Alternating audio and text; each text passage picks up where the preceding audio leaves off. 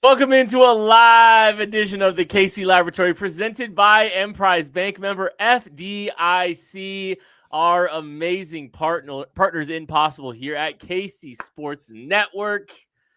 Oh, what a day to be with my dear pals, Craig Stout and Maddie Lane. Matthew, hello. How are we? Yo, how are we doing, Kent? How are we doing today? How are you feeling today, actually? I don't want to care about how I'm doing. How are you doing today, Kent? I'm just so appreciative you've asked. That hits your quota for the year. I'm great, man. I said this last week, and it's the same thing. I am just so getting to do Wednesdays with the three of us it's such a nice middle of the week thing, and I've just been very much enjoying the band being together. So I'm thrilled. I'm really excited to be hanging out with you guys today. Craig is very bright today. This is the brightest Craig. Like, Craig looks very bright today. He's a star. Yeah. It's because I'm announcing that I'm no longer going to be on the show after that wonderful intro of you looking forward to this every week. No, I'm here. I'm excited. Pull the rug. Pull the rug out from under you. Yeah, my ring light I think is on a little bright. I may adjust it while y'all are talking at one point during this process, or I could just stay this blinding VoIP of myself and everybody can get a suntan just by watching the KC. We can all get real bright if we need to. Like, if this helps, we can all just get super bright. Let's just, let's see here. Ooh. How bright can we go? What do we think of that?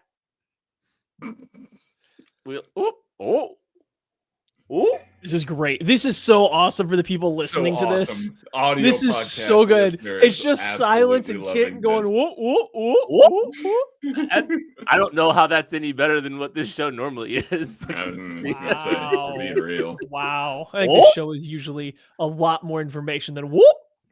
Yeah. Maybe from you guys. I don't know. But thank you guys so much. We're so appreciative of you hanging out with us tonight on an episode of The Laboratory. It is a game preview edition. We haven't done one of these in a while. And it's a big one. It's probably, I'm not trying to overhype this. This is probably the biggest game of the season for the Chiefs. It's a very season defining game for the Kansas City Chiefs, right? Like, they're playing the Denver Broncos, a team that is well ahead of them in the AFC divisional standings. And if they lose this one, that thing's about wrapped up, folks. Yep. And the streak ends. And if they win it, I kind of think they're coming out of the West.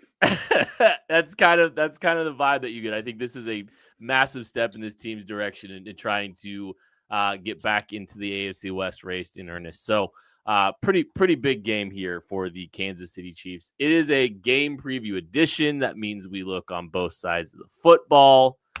But before we do anything, before we get any further in this show, the segment that's sweeping the nation.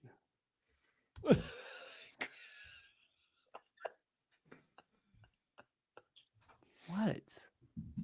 Nothing. What is so funny? No, what's so funny? Just continue. What's so funny, Matthew?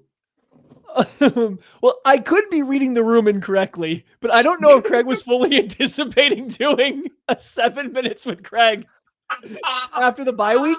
I think it's great. No, I got bye week thoughts. Let's go. Let's do bye week thoughts. Hold on. I kind of want him to now. Well, right. No, okay.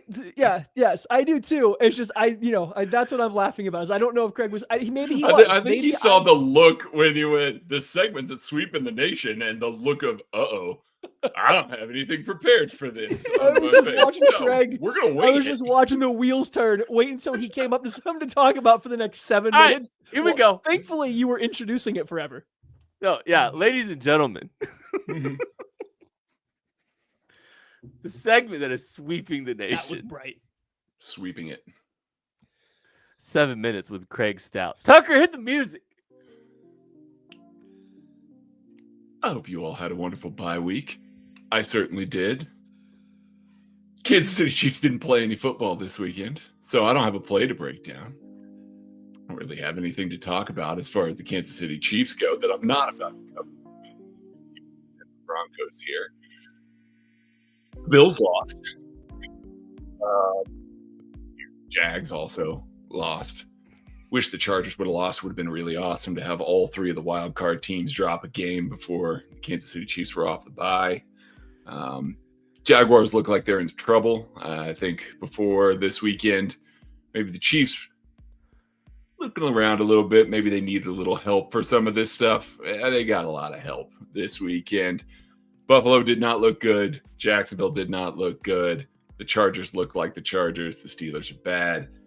I think that a lot of this is going to come back to the Chiefs. And while we're placing a significant amount of importance on this game against the Denver Broncos, which it is for the AFC West, absolutely. I want the Chiefs to go 10 straight, just like all the rest of us listening to this do.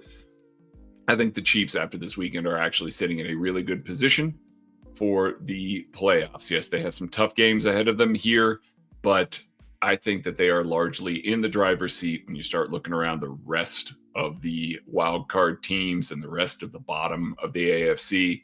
This is really the Chiefs' position to not make the playoffs. They would really have to kind of fall apart here down the stretch. So if you're like me, I don't anticipate that to happen. So I think the Chiefs are going to be a playoff team. I think we can kind of, I know that when I did 21 questions this weekend, one of the questions that was brought up was, will the Chiefs dynasty be over if they miss the playoffs? I don't think after this weekend's result that we're going to have to worry about that as Kansas City Chiefs fans. And we all know what they can do once they make it to the playoffs. So we'll see when we get there. And that's roughly 3.5 minutes with Craig, which is more than enough on a bye week. Craig, what was the best thing you cooked and or baked over the Oh my bye goodness. I cooked and baked a whole bunch of stuff during the bye week. I really did. Pick one. Baking, I did a roasted garlic and rosemary bread, but I also did oatmeal marshmallow white chocolate chip cookies that were really, really good. And yeah, as far as what I made a really nice dumpling soup. Made some salmon. Yeah, I did some cooking this weekend. Mostly the baking was the stuff I'm proud of, though. You did good. Thanks. You did good, buddy. Thanks, buddy. Maddie, did you have like an actual football take you were trying to insert there? Where? After 3.5 minutes with Craig? No, I was just saying 3.5 minutes is a really long time, guys. That's all I was trying to say. Besides that, okay, Craig, I need you to answer a question for me. Okay. Who's playing left tackle for the Chiefs on this upcoming Joshua Sunday Simmons matchup? Hold on, against the Land Dolphins.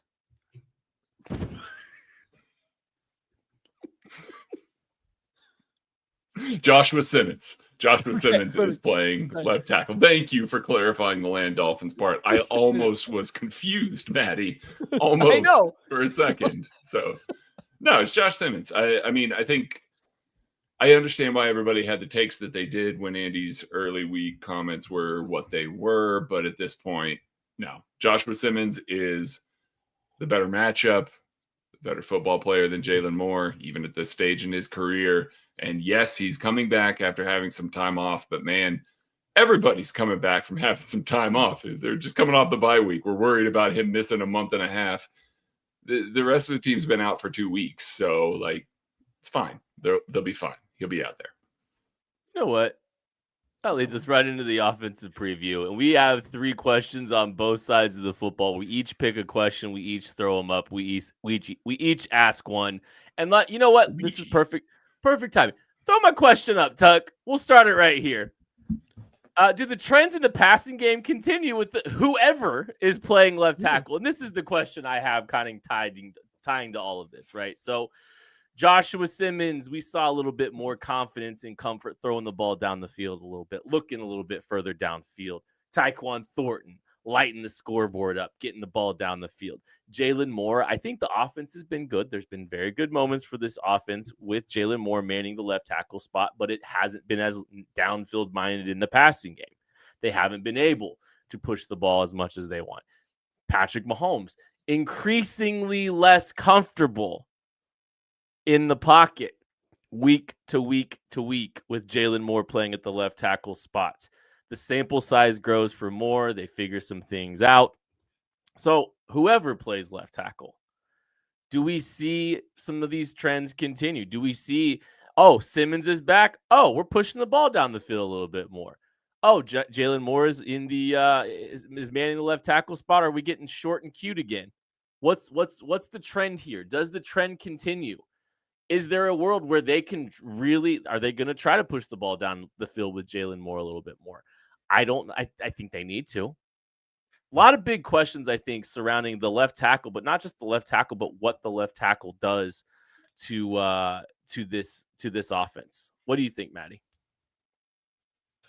Yeah, so I was trying to look it up here real quick because I do think ultimately the numbers for the Chiefs offense in terms of the time to throw and the average depth of target have actually gone up a very small amount since Jalen Moore has been in there over Josh Simmons. But if you watch it, it's a lot of play action. It's a lot more extra guys into blocks. Like if you really whittle it down to just true dropbacks, that's where I think you see the difference of they aren't pushing the ball downfield near at the same rate as they were to start the year. It's been a lot more play action, been a lot more under center play action when they are pushing the ball, and Mahomes has hung on to the ball a little bit longer. So I don't think some of the statistics like portray exactly the difference that you're seeing in the offense. Because when you watch it, I mean, it's pretty evident, right? That the Chiefs are no longer just calling straight dropbacks where Mahomes is going 8, 9, 10 yards deep like we were seeing early in the year. He is not creating that extra space between him and the line of scrimmage and then trying to push the ball downfield or to the intermediate area. And I don't think that's necessarily good, bad, one way or the other. But I think it's noteworthy because when you watch Jalen Moore, he's not giving you the pocket that goes that deep. He's not giving you a pocket that's protected 10 plus yards around the arc. And Josh Simmons gives you the ability to do that. So I am very curious. Has it been circumstantial with the weapons of Rashee Rice coming back available, phasing out Tyquan Thornton, or is it specifically because there was a change at left tackle and it wasn't as matchup dependent? And I guess that's what we're going to find out. Tough matchup to try to find this out because that pass rush is legitimate, but it is something worth keeping an eye on. Do the Chiefs try to push the ball downfield without play action is essentially what I think it boils down to. And that's the key caveat. Remove the play action out of it because I think that's how they've been protecting Mahomes a little bit more and Jalen Moore to try to push the ball so far. You're muted, Craig. Absolutely the case, Maddie. Great point. This defensive line is terrifying. Like it really is. They can bring heat from almost anywhere. Nick Benito is a legit defensive player of the year candidate. I mean, like he has been so good as of late. And when you look at that, you don't want Jalen Moore going up against that specific type of guy. Not that Benito can't rush with some power. We've seen people to do that a little bit, but he lead and bend. That's where he gets a lot of his wins. Jalen Moore is not the most fleet of foot guy. He's not going to get up the arc in the same way that Joshua Simmons is. So give me the guy that can move a little bit better. That leads to Patrick Mahomes' comfortability. That leads to him being able to hold the ball a little bit more, being able to target down the field a little bit more. Maybe not this week because they're just so damn good all over the place. But where they sit right now, yes, I do believe that Josh Simmons is going to have a bigger impact with that. And that's going to have a bigger trickle-down impact to Rashee Rice, Travis Kelce, even Hollywood Brown in the intermediate areas of the field. A lot of what we've seen we're very excited about with Rashee Rice back in the fold. I know that we have not seen the full complement of everything yet clicking in the way that we expect. Andy Reid off a bye is going to dial some of this stuff up. Josh Simmons has been back since basically the Monday of the bye week. He knows what they're going to do. It's not like he's not going to be prepared for this Denver Broncos matchup. I think that they are going to come correct. I think they are going to try and push the ball a little bit down the field just to try and free up some of that. Make Hufanga have to play a little bit more two ways. Don't allow him to pin his ears back. So I like that. And I do think that it is going to be because Josh Simmons is out there specifically against this type of pass rush. Yeah, I think the true deep passing game just has changed so much.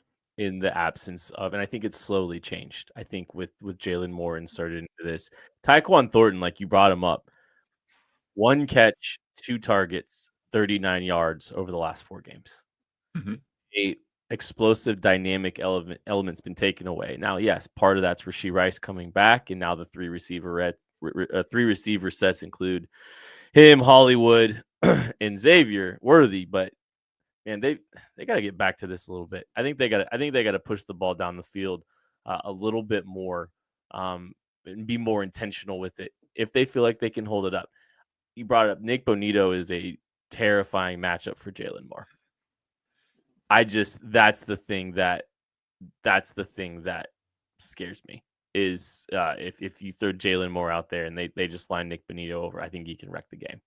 So, and if that's the case, I think it's the protected deep shots more than it is a true drop back, right? It's a little bit more manufactured, and it's going to have to be if it's going to be Jalen Moore. Craig, what's your question? Why don't you throw yours up? My question for this week: how can they put the Broncos linebackers in conflict this week? Originally, this was just going to be Alex Singletary, or not Singletary. I'm sorry, Singleton. But he is going to be out. Looks like he had a cancerous tumor removed from his testicle. Get well, buddy. Like, that sucks. I hope everything's going to be okay over there. Dre Greenlaw has been slowly getting more and more integrated into this defense right now. There's a lot of Broncos fans out here where I live that have a lot of conversations about, well, once Dre Greenlaw gets up to speed, this defense will be humming, because that second level is where they have the most questions right now. With Singleton out, it's probably going to be more Justin Strnad. Chiefs fans are familiar with him. He's been in Denver for quite some time now. He's not the same player. Not that Singleton's been great, but he is not the same player as Singleton even is. Andy Reid is really, really good at getting his wide receivers, tight ends matched up with the guys that he really wants. I believe, the first game back for Rashee Rice, he got matched up against the linebacker 7 times on a route. You want to tell me that he's going to get matched up against Justin Strnad and Dre Greenlaw 7 times in this game? It's bad news for the Broncos. They are going to come out with a very specific game plan that's going to try and neutralize these defensive ends, as they should, and they're going to attack these linebackers. They're going to try and be in heavy personnel a little bit more. They're going to try and get the matchups they want. I think we see a lot of attack at these linebackers and not on the ground. I mean, Isaiah Pacheco doesn't appear that he's going to be returned from his injury yet at this point. So it will be more of the Kareem Hunt and Brashard Smith show. I truly think that we are going to see a lot of Travis Kelce, Rashee Rice, Noah Gray getting these advantageous matchups in the middle of the field, and maybe more of, I know that we just got done talking about deep shots. I think the offense is going to live in that 7 to 8 yard range for most of the day, just because they don't want to throw at these safeties. I know Pat Surtain's not there. Their corners are still pretty good. This pass rush is good. They need to get the ball out quick. Exploit these linebackers in the passing game. Lots of RPOs. Put a lot on Justin Strnad's plate, and just really try and stress these guys and get some yak. Try and make the most out of these short to intermediate passes in the middle of the field. Yeah, it doesn't feel like this year the Chiefs have been quite as intent or efficient at attacking over the middle of the field. No, they were missing their best player in that area of the field, in Rashee Rice, for the majority of the season. He's only got to play a couple games. And I think in the non-Bills game he was back, you saw immediately where that impact comes in from him just being out there. But it's not an area of the field where we look in years past, it feels like they've really peppered the middle of the field. And it depends on which service you use, what they define as middle of the field. I'm thinking here more between the hashes. Like, I'm thinking directly over the ball, not necessarily between the hashes and the numbers. That's like fake middle of the field. I mean, actually over the middle of the field.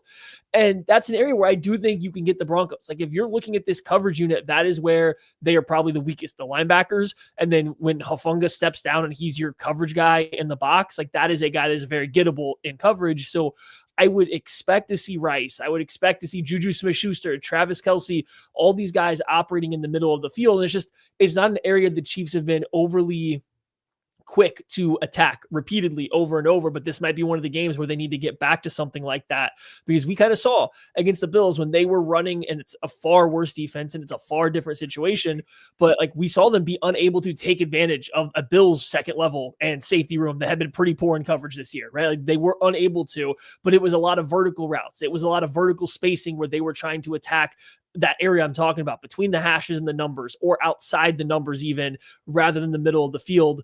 Let's see if they go back at the middle of the field. What kind of stress can they put on these linebackers? Hey, maybe bring the RPO back. I don't know. That worked pretty well earlier in the season. But like, what kind of stress can they put on the spine of the defense and coverage for the Broncos? Because I don't know if they'll have a ton of success pushing the ball on the outside. Only 2 inside linebackers, actually on the Denver Broncos active roster right now. With Alex Singleton missing time, yes, I guess that could be playing in this game. It's Sternad and Greenlaw, and there's literally no one else currently on the 53-man roster. So you could expect them to potentially try to bring up an additional linebacker. So just, personnel decisions, if you can get them into the base, maybe there's only 2 linebackers that they actually have, and it's Sternad and Drake Greenlaw. So yeah, it's worth paying attention to. And if there's a good time to be a little bit more intentional in that middle of the field, like this is the exact kind of week to try to do that. So good point. Maddie, what's your question? My question is semi-related to this, actually. Hey, do the Chiefs have an answer against man coverage? Because the Chiefs have been absolutely terrible versus man coverage this year. No matter how you want to split this out, if you look at Patrick Mahomes and start looking at, EPA per play, or you start looking at any quarterback metric, he's very high up there, first, second, third, really high up there. But the moment you put it out into just versus man coverage, he falls all the way down to like bottom 10, 15 to 10, depending on what you're looking at in the NFL. The Chiefs have just not had success against man coverage at all this season. So what's the answer in this game? What's it going to be? Because the Broncos are going to play man coverage. They play man coverage the second highest rate in the NFL. Now, they might not have Patrick Surtain, which does limit that potentially a little bit. But here's the thing. Who's Patrick Surtain going to follow on the Chiefs anyway? They don't have a single outside wide receiver that you care necessarily to follow him with, right? Like, yes, he makes a difference. Don't get me wrong. But this isn't quite the matchup where like, oh, we need Surtain on player X to have success. So they probably will still just play a bunch of man coverage. They still have a lot of talented DBs in that room. Hey, Jahdae Barron, you better strap him up and get ready to go, I guess. I don't know what the plan is here exactly, but the Chiefs got to have some answers. And is that just going to be mesh over and over again? Are they finally going to get Worthy back in the slot a little bit more, working some outbreaking routes? Are we going to see Rashee Rice did add a little bit more to his game, and now he's a little bit more of a threat versus man coverage? I don't know what the answer is. I'm just really curious to see what the Chiefs are going to do, because the Denver Broncos do not shy away from it. Yeah, they'll mix it up and play zone if they need to. I just think when you look at all the splits, it's absolutely silly, unless you're the Bills, I guess, to play zone against the Kansas City Chiefs, because their numbers against zone and man are polar opposites, because they are so very good against zone and they have struggled a ton versus man coverage this year. It's a long game, Maddie. They intentionally played terribly against the Bills against zone so that they could get more teams to play. No, that's a terrible theory. We've been full of terrible theories coming off of that Bills game. Yeah, I mean, we saw some more Chris Abrams drain a little bit in, filling in for Pat Surtain. So it's not just a locked in Jahdae Barron, although he does rotate in a little bit there. I think that this is going to be one of those that Andy is aware that they're terrible against man. Like, it's not like he's sitting there being like, oh, okay, well, we saw man coverage. Well, let's continue to do the same stuff. He also knows that the Broncos are going to come out and run a ton of man. That's Vance Joseph. That's what he's going to do. That's what they've done with so much success this year. I think we see a lot more targeted concepts and then Patrick Mahomes bailing out of the pocket quicker. So if you're in man coverage, you're going to have guys with their backs to you.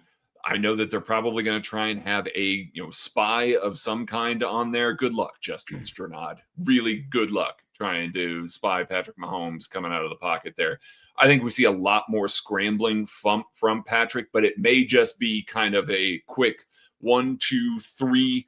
Our concept didn't get guys open against this man coverage.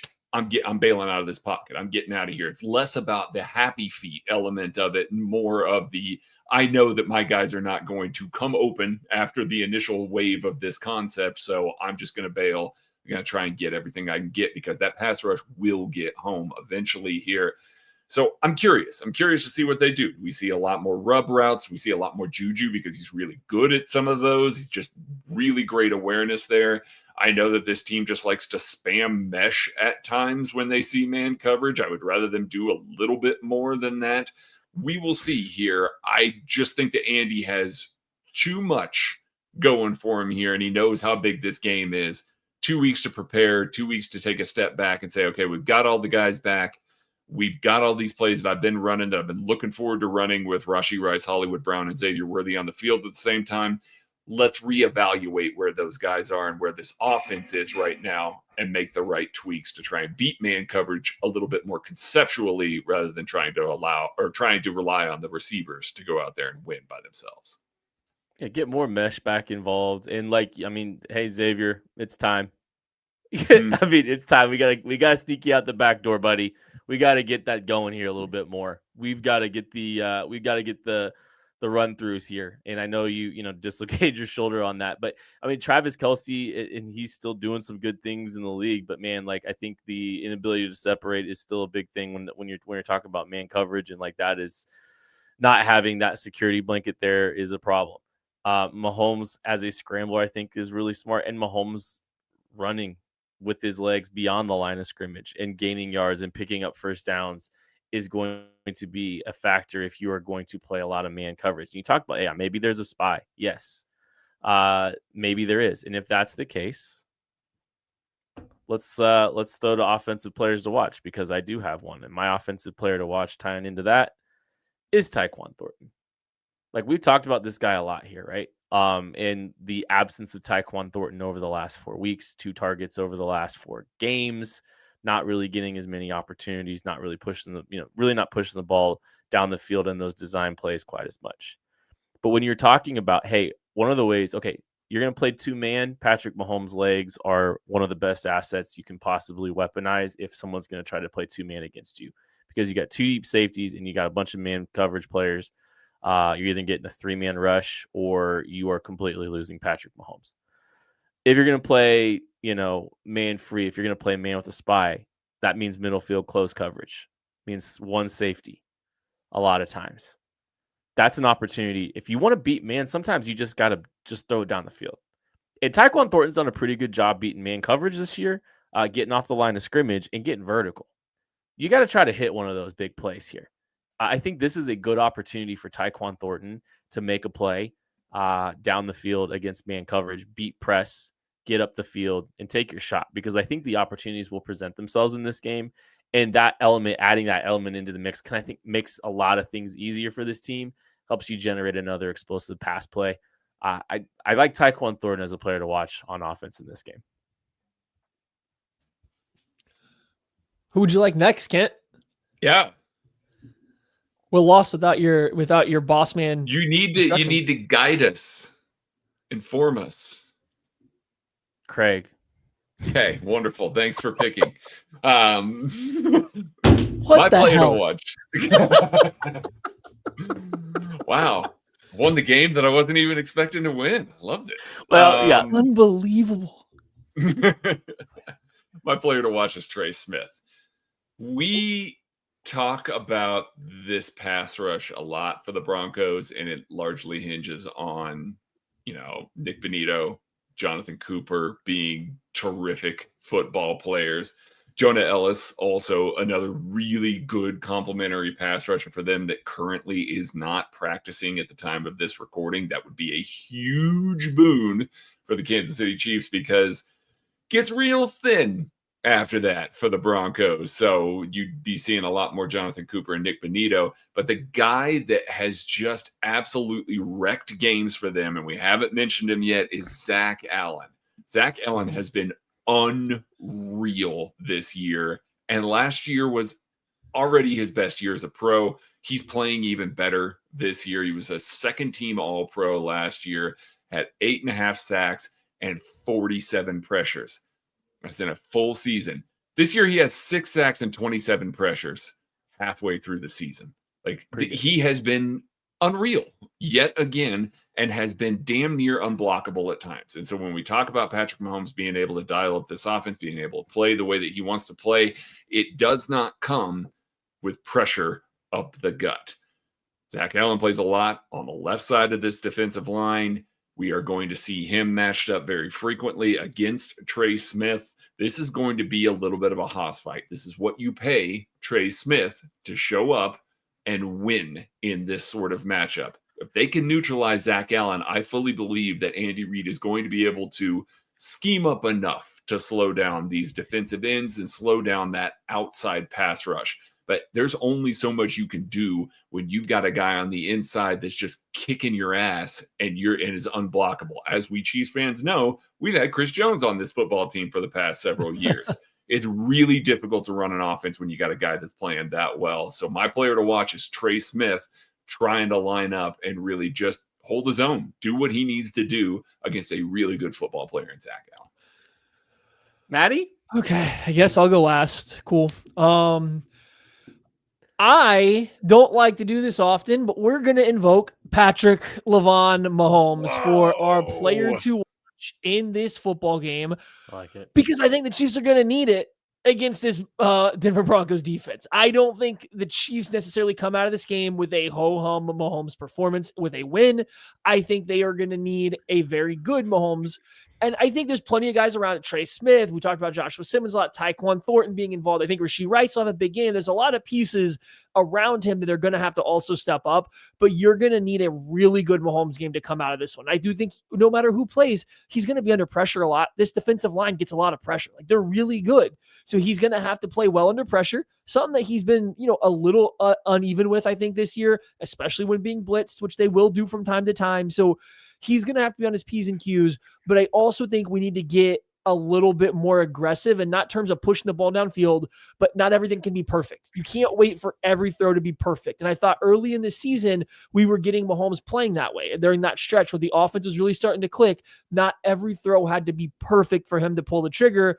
It felt like against the Bills and even a little bit against Washington after some of the very, very unfortunate interceptions, it felt like he drew back a little bit and was kind of waiting for the perfect window, the perfect line to make some of his throws on the perfect timing. You gotta loosen up again a little bit. So I think this game will be very telling on not just where the rest of the season for the Chiefs goes, but is Mahomes going to make another push to be back at that true MVP level, or is he just going to continue to be, really, really good and then turn it on when the playoffs come? And I think this game will tell us a lot coming out of the bye week. That's a good one. And hey, look, anytime, sometimes it's good to invoke Patrick LeVon Mahomes. And hopefully we get LeVon. I'm calling all Chiefs fans. You could be on the field at the 50 inside GEHA field for the official coin toss of the Chiefs home game this season. Visit Chiefs.com/GEHA now and enter to win a chance to be on the field for a once-in-a-lifetime view of the pregame coin toss. Plus, you can score other exclusive prizes. Enter for a chance to win at Chiefs.com/GEHA. GEHA is the proud partner of the Kansas City Chiefs. Again, Chiefs.com/GEHA. So you get a chance to watch the Chiefs potentially sweep the Broncos. Maybe you'll be at that Broncos game when they get a chance to sweep them at Arrowhead Stadium later this season. We're going to take a break. We'll be back right after this. Heather Luce, broker owner, KC Local Homes, and Emprise Bank has been a great partner for us. They're our partner in Possible. Debbie and I hit it off immediately, and she was one of the first bankers that I would say sat down with me and actually genuinely cared about my story and where I was coming from and what I was trying to do, not just what kind of loan do you need, how much equity do you have, and she really kind of laid out my options for me and just made the process make sense, and I felt comfortable with it. Start to talk about it and think about it, a building popped up that I wanted, that I could afford, and it was in a great area. And so they really guided me through the SBA. I used the SBA loan to acquire it and really guided me through that process and made it happen. I think that we talk about that a lot, where we wouldn't have a business. We wouldn't have what we have here if we didn't have the clientele that we do. I've always functioned out of a people over profits mentality. The houses sell themselves, right? I'm here to help people and facilitate the transaction for them. Chiefs Kingdom, what is your favorite touchdown? By now, you guys already know that my favorite touchdown is the next one, because with DraftKings Sportsbook, an official sports betting partner of the NFL, every touchdown could bring you closer to cashing in. From first touchdown score to anytime touchdown props or the thrill of live in-game betting, every snap is loaded with opportunity. You want spreads? They got it. Over-unders? DraftKings got you covered. Same-game parlays, regular parlays? DraftKings has it, and you need it. And here's the best part. New customers bet just $5, and if your bet wins, you'll get $300 in bonus bets instantly. Your team hitting pay dirt pays out to you. Download the DraftKings Sportsbook app now and use code KCSN. That's code KCSN for new customers to turn $5 into $300 in bonus bets if your bet wins. In partnership with DraftKings, the crown is yours. Gambling problem? Call 1-800-GAMBLER. In New York, call 877-8-HOPE-NY or text HOPE-NY 467-369. In Connecticut, help is available for problem gambling. Call 888-789-7777 or visit ccpg.org. Please play responsibly. On behalf of Boot Hill Casino and Resort in Kansas, pass-through per wager tax may apply in Illinois. 21 plus age and eligibility varies by jurisdiction. Void in Ontario. Bet must win to receive bonus bets, which expire in 7 days. Minimum odds required. For additional terms and responsible gaming resources, see dkng.co/audio. Limited time offer. It's a game preview edition of the KC Laboratory. We are talking Chiefs going to Denver and how they are going to beat the Broncos. It is defensive side of the ball time, talking about the Chiefs. Maddie, I know you felt really bad earlier. Why don't you ask your question first? How about that? First? What in the world? Oh, sorry. Do you only want to go second? Is that what you want? No, Tucker put my question up. All right. Can the Chiefs get Bo Nix on these long developing vertical passing games? Like, can they stop him, right? Can they get to him? Can they get some pressure on him? Because here's the thing. The Broncos offense has no quick game element. They can't do it. They suck at it. Bo Nix does not operate like an offense on time. And then if you really start diving in, the play action game, not particularly good. Run game, not particularly great. It's been a little bit better as of late, but not particularly great. This offense is living and dying by explosive plays, and the majority of the explosive plays are Bo Nix heaving the ball downfield. He's attempted the most deep passes of any quarterback this year. Not well, but he keeps chucking them. He is heaving the ball downfield nonstop. So when they's holding the ball, when they're trying to take these shots downfield, can the Chiefs move him off his spot? Because here's the thing, Bo Nix is real quick to turn to a runner. Real quick. It doesn't matter if it's 3rd and 12. It doesn't matter if it's 1st and 10. He's real quick to move to being a runner. So they're going to call a lot of just pure drop back passes from funny formations, different personnel, whatever they want, but it'll just be pure downfield passes. And if you take away his first read and you make Bo Nix move it all, he will happily scramble for 1 yard. Or he'll try to throw on the run and that ball's going in the dirt, probably 5 yards away from where he's trying to throw it to. So can you move him off his spot? Now, I will say this, Bo Nix, I don't think he's playing good quarterback this year, but if you give him enough open shots downfield, he'll keep taking them and he might hit some. Like he might hit a couple. Now he might miss 10, but he might hit a couple of them. So you do have to make him move. You can't let him get comfortable in the pocket and just continue to launch the ball downfield because Sean Payton's going to get guys open eventually. It's just a matter of can Bo Nix get there. So you got to get pressure on him. That's the only way their offense survives this game is if they hit a couple huge explosive plays on vertical passes. And when you look at the advanced metrics, you see the fact that it really is live or die by the explosive play. Right now, the Broncos are 28th in the NFL in offensive success rate. They're 41.3% of the time. They can't even get to half the time staying ahead of the sticks right now. 28th.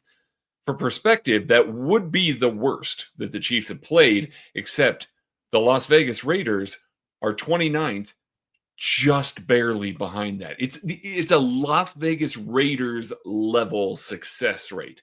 Meanwhile, the Broncos have a positive EPA per play. So, it's basically miss, hit a big one for a touchdown. And it feels that way. It's why we sit here and we watch these Broncos games and go, for 3 quarters, they look like ass. They look terrible, just absolutely terrible on offense. And then they spin around and somehow win the game because they put one drive together because that defense is so damn good that that's all they really need to do to win games against the level of competition that they're playing right now. But this is an offense that right now, when you look at their ability to move the ball consistently, it's Browns, Titans, Dolphins, Raiders, Texans, Cardinals, Saints. Like, that's the company that they're keeping at the moment. They really have to try and umbrella this offense a little bit more. Play deep. Make sure that you're not allowing those things to get over the top there, especially with J.K. Dobbins likely being out. There were rumors that he would go on IR. He is not yet, but he is not practicing. R.J. Harvey looks pretty good in a limited sample size. I say you let R.J. Harvey and some of the short passing game that the Broncos have not been able to complete at all this season, rely on that. And when just to go one step further with this, Bo Nix has thrown the second most passes in the NFL this season. So it's not like this Sean Payton offense is going to line up and run the ball. They are not. They don't do that. Broncos fans out here are really pissed off about it, like super pissed off about it right now because it's had decent success. They just have Bo Nix going out there and just hucking the ball over and over and over again. So they are going to keep trying that. They're going to keep doing that. This defense can't get lulled to sleep and allow a guy over the top because, frankly, that is the only way this offense can move the ball right now. I'm shocked that Sean Payton's ego is getting in the way of the play calling. I'm shocked, I tell you. You think it's his ego and not the quarterback? I'll get to that. I'll get to I think the running the ball stuff. I think run the ball a little bit more. That's all I'm saying. I'm just saying he's wanting to prove. I think mean, yeah. Please continue to not. No, I meant more about the run game stuff because like I think Sean Payton wants to prove how right he was about Bo Nix because he invoked Mahomes and he invoked the backpack only having a notebook in it and a Bible or whatever. And like I think there's a little bit of that going on right now. Bo Nix has been awful this season, and I think he's taken a step back from last season too. Like I think he was more intent to take what defenses give him at times last season. I think he's taken a step back in his decision making, which is kind of jarring to watch, honestly. He looks more skittish. You said you're quick to run. Like there's so many things about Bo Nix's game that seems so unstable now that they've put more on his plate a little bit is really what it looks like. And it's been a giant mess. Yeah, I have a point about the passing in a second, but yeah, like get him off this spot and get him get him to making decisions, and good things are going to happen is really what's going on. You talk about getting the ball down the field, and like he made a really nice throw to Pat Bryant last week, just an absolute, or 2 weeks ago, absolute dime, and then he hit that. I think he hit Pat Bryant again. He threw a touchdown to Pat Bryant 2 weeks ago on a beautiful up and down ball to the back corner. So, like, yeah, downfield passing game on time is great. But Bo Nix will also just throw the ball up and give receivers a chance to, like, again, poor decision-making, bad process, just throw the ball up and give them a chance. And that's my question for today. Tucker, throw it up. Can the Chiefs DBs be competitive at the catch point against Courtland Sutton? Courtland Sutton has mossed several Chiefs defensive backs over the course of his career, and he's mossed a lot anyway. But Bo Nix will give Courtland Sutton contested catch opportunities, and we've seen this team make it a point of emphasis to try to be better about playing the ball specific weeks when they know that they're going to have to. And this is one of those games where I think you are going to have a play or two where, where Bo Nix is going to give Courtland Sutton an opportunity. And he's put one on L'Jarius Sneed's head. He's put one on Jalen Watson's head. The Chiefs are so good about limiting explosive plays and the big explosive long touchdowns. They do a really good job with that as a team. But like it's kind of like the Jordan Love. Like, hey, Jordan Love's willing to throw it in these tight windows and give these plays a chance. I think Bo Nix is willing to challenge and push the ball down and give Courtland Sutton an opportunity to play the ball in the air. The Chiefs have to take those are the kind of game-changing plays. Those are the big swing plays that I think can really go a long way in helping the Broncos actually upset the Chiefs the 8-2 Broncos, upsetting the Kansas City Chiefs, who currently aren't in the playoffs. I think that's going to be a big point of emphasis for the defensive backs, and I think they've got to step to the occasion and challenge Courtland Sutton in a big way, because I think he's going to get a couple opportunities. Okay, I want to talk to Steve Spagnuolo right now. Listen, I know what Trent McDuffie's telling you right now, and I do truly believe that he thinks that he's got Courtland. He wants that matchup. I get it. Please, for the love of God, don't. Just please. This is a terrible matchup for Trent McDuffie, very specifically, and I think the Broncos are going to try and get him on the vertical plane, try and get him in some of these situations. I can see heavy personnel where Trent McDuffie is going to be on the field because he is your best corner, not one of them. He is your best corner, and motion Courtland Sutton in such a way that he's going to go outside. And while I would like to believe that this defense knows that and they're going to really play this the way that you want to, I watched this defense multiple times shift Noel Williams off of Keon Coleman to put Trent McDuffie on him, which again, Keon Coleman is not the player that Courtland Sutton is. I completely get that. Maybe there's a matchup or a bracket that they're trying to do there, but that's not a body type that I want my best corner, who is smaller in stature, going up against. And when this offense sees that, every single time, they're going to throw that ball. Bo Nix is going to throw it. He's going to throw it regardless of who's covering him. But if he sees Trent McDuffie matched up against Courtland Sutton, you are going to see that go ball. You are going to see Courtland Sutton in a contested catch opportunity against Trent McDuffie. And while Trent McDuffie is going to be in his hip pocket, fully believe that he's going to be right there at the catch point, this is a really tough matchup for him in that regard. So please, Steve, I know that he wants it, and I love his confidence. Don't let him, please. This is where Sutton in particular gets tricky for the Chiefs, because what they really want to do, the number one thing that the Broncos want to do for Bo Nix and Courtland Sutton is just run him on deep digs. Just run him on digs. They want to throw him in the 15 to 18 yard range and throw a deep in breaker. And that's where you probably do want McDuffie, because he is the one corner that does have the agility to make that break and cover him on the crosser. And whether he's undercutting it or just staying in front of it, that's where you want McDuffie. That is the number one, go-to bread and butter thing for this passing offense. The problem is when they do just go with a fade or a deep comeback or something, we have seen time and time again that Courtland Sutton is essentially the exact type of wide receiver that gives McDuffie fits. And to his credit, Sutton has done enough with his route tempoing that he's actually beat him over the top as well. It's not just that he's winning with size. We have seen Sutton beat Trent McDuffie over the top on just kind of a go route because of how he tempoed it. So it is a tough matchup, but I also get, if I'm the Chiefs, being a little worried about Jalen Watson or Noel Williams trying to come out of the break on a lot of end breakers. So I think you throw a bunch of different looks at him.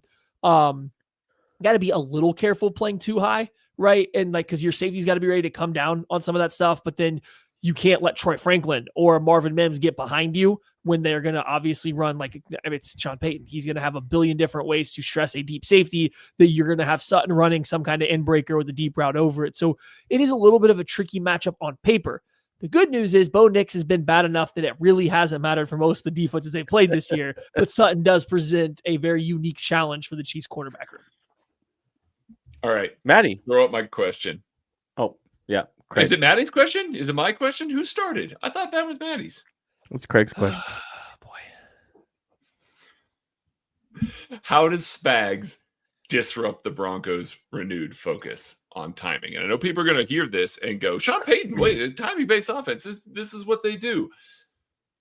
All the conversation in Denver this week and the previous week is not just laid at the feet of Bo Nix is ass. It is Bo Nix is uncomfortable. His feet are terrible. He's playing too fast. It's all of the, and it is the case. Sean Payton, I'm going to really read you the direct quote from his Monday presser here. Quote, I think one of his great strengths is not taking sacks, and so the clock in his head is relative to that sense of urgency.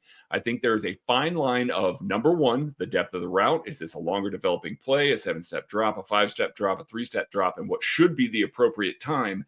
But I think that's a much, much easier problem to correct than the latter, which is taking the sacks. And historically speaking, it's proven to be much more difficult to fix. Sean Payton, I'm sure, has been saying this sort of stuff to Bo Nix in private. I fully believe that. Like, they've been working on this stuff. Hey, work within the confines of this. Know when to get the ball out. Know why you're doing the things that you're doing. Coming out and saying that publicly is a completely different thing, though. Bo Nix has a target on his back in Denver right now. They feel like they are winning despite him at the moment.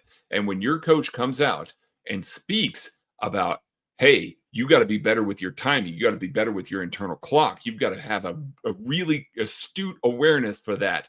This is the wrong time against this defense specifically to be looking at, okay, I got 3-step drop, got to go here, got to have this clock, got to get my feet set and all of that, because Steve Spagnuolo is going to get free rushers. He absolutely is. This is an insanely great offensive line. Bo Nix is tied for lowest in the league in sacks with Sam Darnold. This offensive line is incredible. Steve Spagnuolo is also better than anyone else at getting free hitters and free rushers. And if Bo Nix is sitting there trying to think about, this is where my feet are supposed to be, this is where my timing's supposed to be, this is where all of this is, in the context of a Steve Spagnuolo blitz also bearing down on him, that's a lot extra on his plate this week. And the public comment coming out there means everybody's going to have eyes on that, and he knows it. We have seen him wilt under some pressure in the past here. This is another situation where I really, when I saw Sean Payton say this, I was really kind of floored. That seemed like one of those internal things. Don't put that out there. Don't let the rest of the world, the rest of the town know that this is really what we're working on here, because now all of a sudden it's like, if you've seen the I Think You Should Leave sketch, it's how do I breathe? You start thinking about, all of the different elements. I don't know how to move. I don't know how to breathe. You start getting in your head about things. And now all of a sudden you're in a situation against the Steve Spagnuolo pass rush where your timing is going to be completely off. Conversely, you can't allow them to get into that again, get into that rhythm, get into that sort of thing. With this renewed focus here, you've got to come out, disrupt that timing, and just really be better.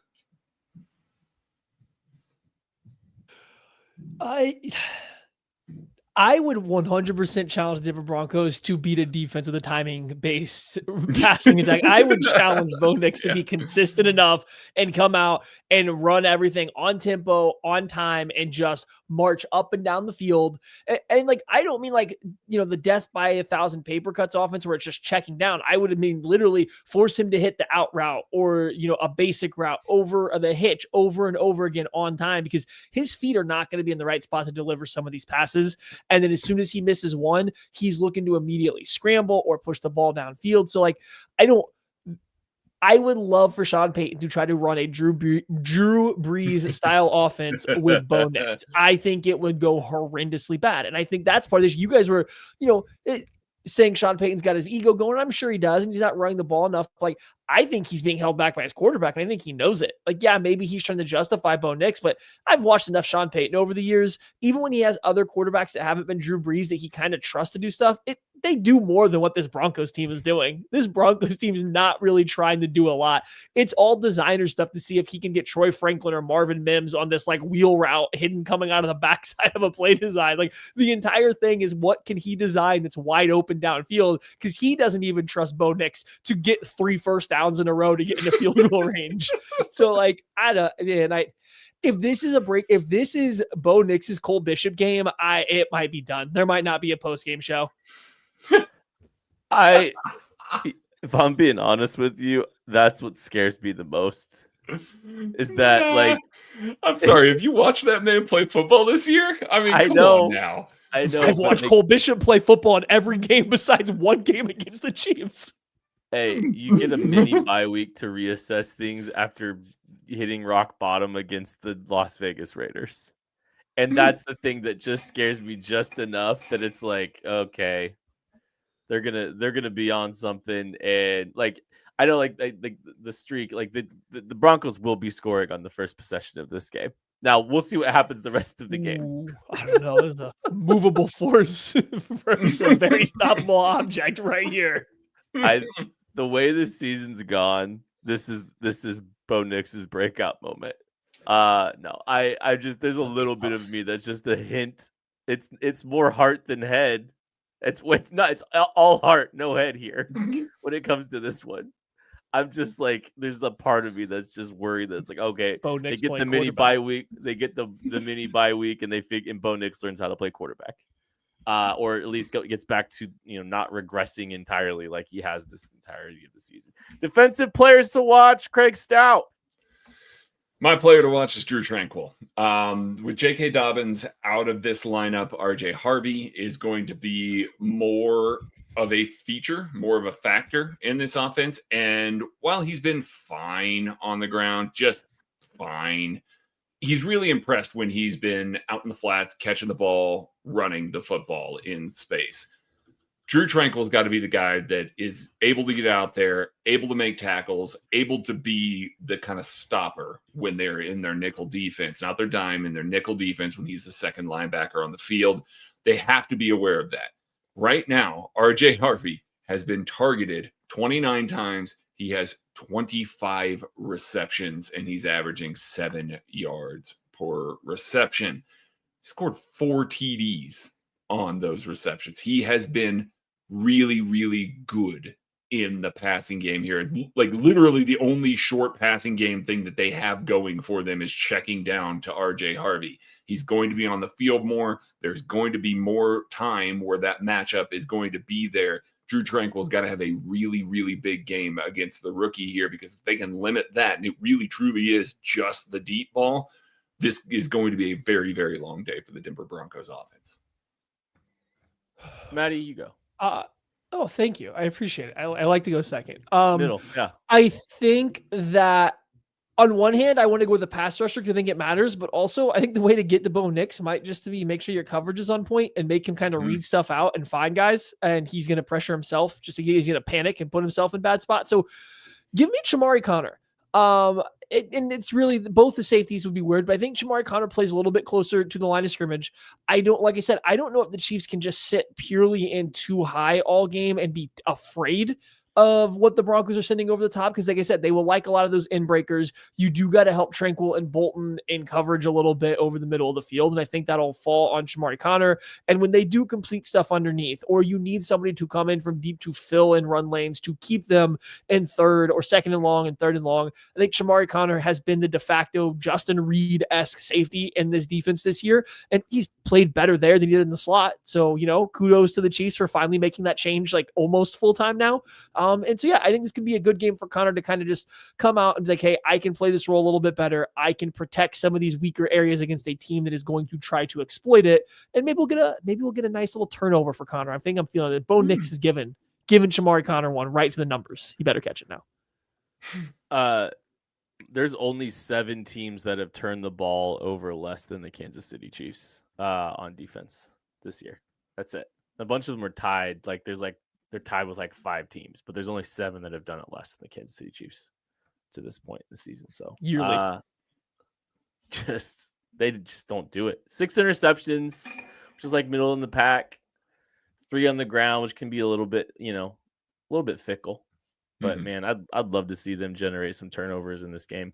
We're invoking the stars today. I'm going to invoke Chris Jones. I'm just I'm very fascinated to see what it looks like coming out of the bye. If there's any modifications, any adjustments to the rush plan, any adjustments to how many snaps he takes, to see if they can try to help manage that a little bit and see if they can give him more meaningful snaps rather than volume, and just see what goes, what kind of happens there. So I think it's just more of a fascination with what we're going to see from Chris in the second half of the season. It hasn't gone the way that, you hoped it was. There's a slow growth away from, or going away from. Chris Jones is the best pass rusher from the interior in football and is basically everything to this Chiefs pass rush too. Yes, he's still very good, but you need more support, and there may not be any support coming. We'll see. There's not a ton of players that can really take that big step. They need Chris. They need Chris in a big way. So I'm curious to see the usage on Chris. See if they make any modifications to that. Try something, I think, because what has happened to this point hasn't worked. So do they try anything? And do they try it with their best player? All right, game prediction time. Craig Stout. Ooh-wee. This is a fun matchup. On the offensive side of the ball, this is best versus best. Like it really is. The Chiefs are second in the league right now in EPA per play. The Denver Broncos defense is third in EPA per play. That's really where everybody's going to be paying attention because that's where it lives and dies this week. If the Chiefs offense can come out and move the ball against this Denver defense that will not have Pat Surtain on it, will not have Alex Singleton on it, I think that they come out and they win this game. But despite those two players missing, this is still a truly elite defense. So this is really where it boils down to. No, I'm just kidding, guys. The Chiefs are winning this one big because on the other side of the ball, it is good versus terrible. The Broncos are at the bottom at every single offensive metric that you can think of right now. And despite what a lot of people want to say about Steve Spagnuolo and this Chiefs defense at the moment, they are currently right now up in the top 5 in points per game. And if you go into some of the more advanced metrics, they're 13th in EPA per play. They're better than the Packers right now. And everybody just wants to talk about how great the Packers defense is still at this point in the season. They're going to be fine. They're going to figure out a way to slow down this already turtle-ish, slow Denver Broncos offense. And the Chiefs are going to do just enough. The Broncos are not going to be able to limp through 3 quarters on offense of doing nothing against this Kansas City Chiefs football team coming off the bye, needing this win, needing all of this. Chiefs are going to win this one.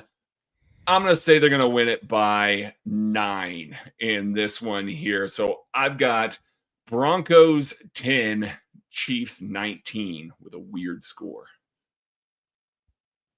Maddie, middle. Me? Oh wow, I didn't know I was up yet. Okay. So the Broncos defense is really, really good.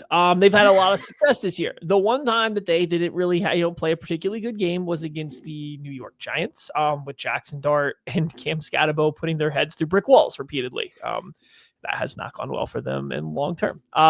And so it's really hard. It's really hard to see where this Chiefs offense is absolutely going to light up this Broncos defense. However, I do think in the back of Andy's mind, he probably feels like Sean Payton was doing a little too much in last year's final game when the Chiefs clearly weren't trying to do anything, right? Sean Payton definitely didn't just be like, okay, let's get this over with once we have a comfortable lead. He was still doing a little bit extra. And if we've seen something, the Chiefs and Andy Reid can be a little petty at times, especially with divisional stuff.